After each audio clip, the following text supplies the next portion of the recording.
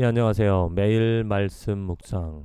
오늘 6월 7일 또 하나님의 말씀으로 희망을 가지고 하나님의 말씀에 소망을 두고 살아갑니다.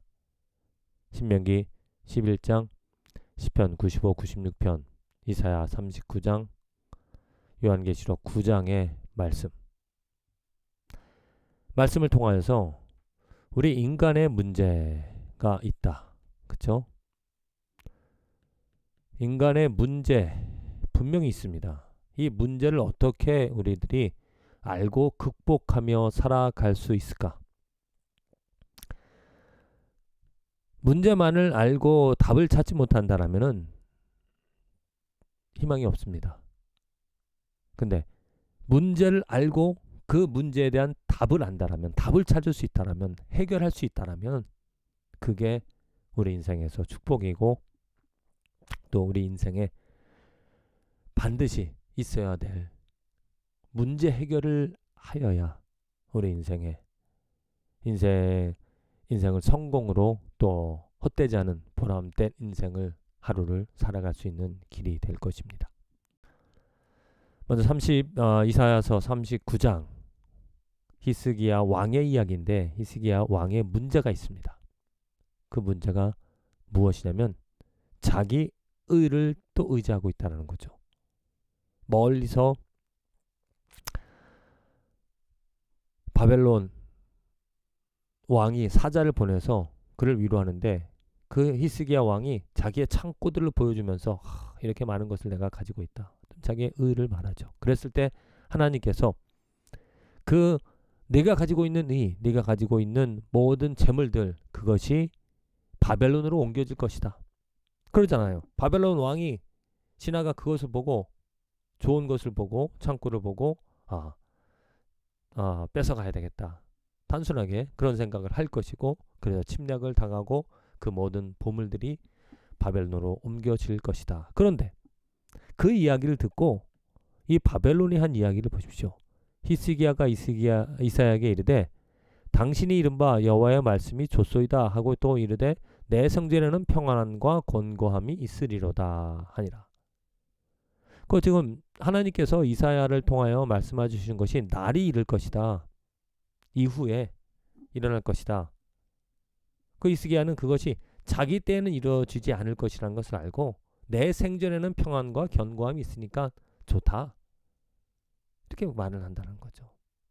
그러니까 우리 인간의 아주 단순한 그러니까 이 세계만 내가 지금 살아가고 있는 이것에만 지금 관심을 가지고 이곳에만 집중하고 있다라는 그런 우리들의 한계, 우리들의 문제점을 알 수가 있습니다.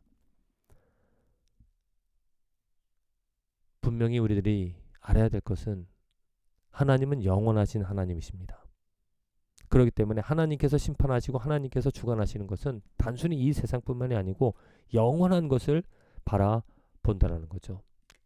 그래서 우리들도 오늘 하루를 살아갈 때 내가 영원한 것에 초점을 맞춰서 그냥 단순히 오늘만 아니라 내가 이 세상 살아가는 이 생명뿐만이 아니라 저 세상의 것도 바라볼 수 있어야 된다.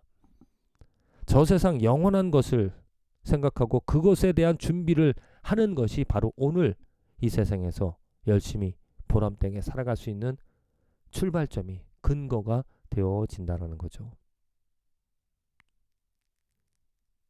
하나님께 물어야 됩니다. 영원한 것을 바라보려면 영원한 것을 준비하려면 하나님에게 초점을 맞춰야 한다는 거죠. 하나님이 무엇을 원하시는지 하나님이 무엇을 계획하시는지 하나님이 그 하시는 일에 나도 동참하여서 지금 만일 히스기야가 그런 하나님의 뜻을 말씀을 들었다라면은 그 일이 생겨지지 않도록 자기 후손들을 위하여서 또 하나님께서 왜 그런 일들을 일으키시고 하는지 그 하나님의 마음을 이해하여서 그 마음에 흡족해 하는 하나님이 원하시는 것을 이루어 드리는 하나님 중심으로 바꿨어야 한다는 거죠. 오늘 우리의 삶에서도 바로 이러한 삶의 자세가 필요합니다. 하나님 중심. 영원하신 하나님께서 오늘 원하시는 것이 무엇일까? 나는 그 영원한 것을 준비하며 살아가는가. 요한계시록 9장의 말씀입니다. 정말 무시무시한 하나님의 심판이 일어나고 있습니다. 그런데 그 무시무시한 그 심판, 고통 가운데서도 더 괴로운 것은 이런 것이죠. 우선 그들을 죽이지는 못하게 하시고 5달 동안 괴롭게만 하게 하시는데 그 괴롭게 함은 전갈이 사람을 쏠 때 괴롭게 한 것 같더라. 그날에는 사람들이 죽기를 구하여도 죽지 못하고 죽고 싶으나 죽음이 그들을 피하리로다. 자, 고통이 있어서 죽고 싶은데 죽지도 못한다는 겁니다. 화가 계속해서 일어나고 있습니다. 그런데 이 재앙에 죽지 않고 남은 사람들은 손으로 행한 일을 회개하지 아니하고 오히려 여러 귀신과 또는 보거나 듣거나 다니거나 하지 못하는 금은 동과 우복석의 우상에 절하고 또 그 살인과 복술과 음행과 도둑질을 회개하지 아니하더라. 자, 이것이 지금 하나님의 심판이 있는 곳인데 하나님의 저주와 하나님의 심판이 있는 그 순간 이곳에는 하나님의 자비와 이런 순간 이 순간에는 하나님의 자비, 하나님의 사랑, 하나님의 긍휼이 없습니다. 오직 하나님의 화만 있을 뿐이라는 거죠. 우리들이 이런 화를 하나님으로부터 지금 전에 듣는다라는 것은 이러한 일이 일어날 것이라는 것을 듣는다라는 것은 지금 히스기야에게 똑같이 하나님께서 기회를 주신다라는 겁니다. 이런 화가 있을 것인데 이 화를 피할 길을 선택을 하라. 우리들의 문제 무엇입니까? 바로 이런 화가 있음에도 불구하고 지금 화가 있는 이 순간에서도 많은 사람들은 회개하지 않고 우상을 더욱더 섬기며 그 죄 가운데 살아간다는 거죠. 이게 우리들의 인간의 한계입니다. 사람은 죽을 것을 알면서도 이 생에 생명이 다한다는 것, 죽음이 있다는 것을 알면서도 그 죽음이 이후에 있다는 것을 알면서도 내일 있을 수 있다는 것을 어느 순간에나 있을 것이라는 것을 알면서도 그 죽음에 대한 준비를 하지 않습니다. 그게 우리 인간의 문제라는 거죠. 오늘 요한계시록 통하여 우리들에게 주시는 하나님의 교훈은 그러한 우리들의 인간의 정말 완악함을 우리 인간의 부족함을 깨달아서 그 화 면할 길을 선택을 하라. 분명히 하나님은 우리들에게 기회를 주고 계십니다.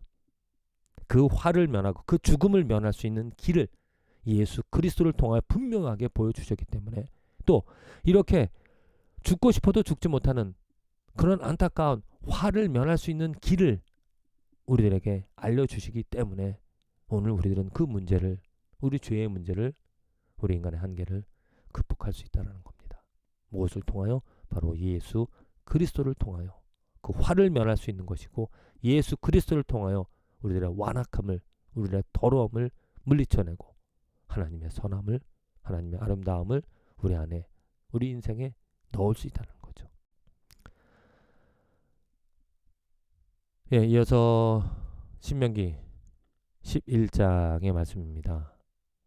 모세가 이스라엘 백성들에게 설교를 하면서 그들에게 지금 이야기하는 것,